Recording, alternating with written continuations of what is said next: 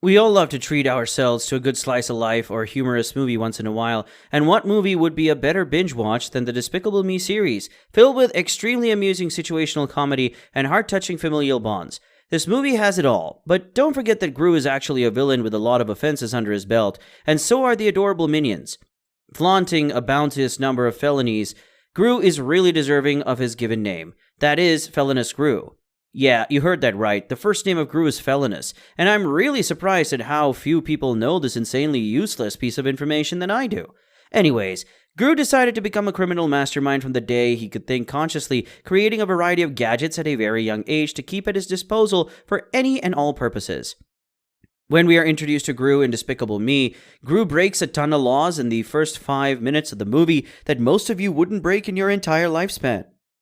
Starting down a long list of crimes, the first one is literally his mode of transport. I mean, what is that vehicle? It's more equipped than a military AFV with an exhaust that might put a middle-aged chimney to shame.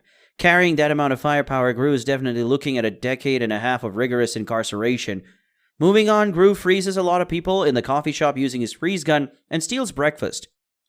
Although this could be considered a minor offense of stealing, Gru would be let go by the judge with just a slap on the wrist, but if we add up all the public misdemeanors, he might be looking forward to spending a few nights in jail. This is not at all everything which is wrong with Gru. Compared to the real world, the conditions in which he lives are, I would say, not quite conspicuous, to say the least.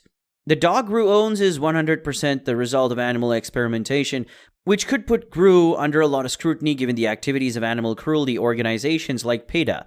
This could put Gru in prison for a maximum of 7 years, and a fine could also be levied on him for the same. But wait, what about the literal industrial-sized workshop below his home?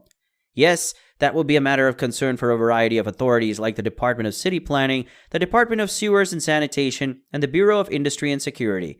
If his underground exploits are exposed, Gru is looking at decades of incarceration for violating numerous health codes in various industries, not to mention his illegal workforce. For example, just look at the minions. They can't even be considered immigrants. They are literally just another species of intelligent creatures who themselves have stacked up a lot of criminal history. The minions, apart from their individual crimes, would also be considered victims of Gru's abuse. I mean, come on, do you really think Gru pays them enough? He would be violating tons of minimum wage laws and end up paying thousands of dollars in fines. Okay, I know I have to address the elephant in the room, stealing the moon as well as the Queen's crown. Firstly, looking at the crown theft, Gru has just earned himself the honor of high treason. Even though the Koh-i-Noor diamond itself was stolen by the British, they would create a lot of fuss about it being stolen from them. That's just how it is.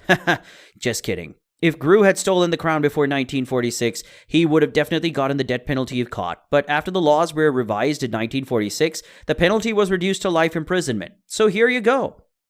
But what about the moon theft? This topic is completely over the horizon for any kind of authority, as it is literally not possible in real life. But let's assume that Gru somehow destroyed it. So what now? If Gru is directly responsible for the death of innumerous people of his acts, which he would definitely be, he's certainly getting the death penalty.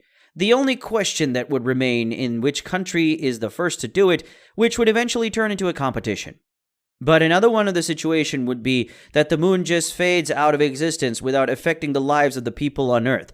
Utopian thought, but still Gru would definitely face incarceration for life if caught, as he's too dangerous to be left alone.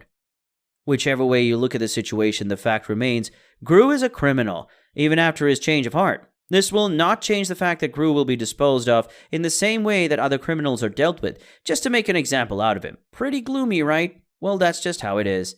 Anyway, do subscribe to our channel for more content like this, and give this video a thumbs up. Till then, goodbye.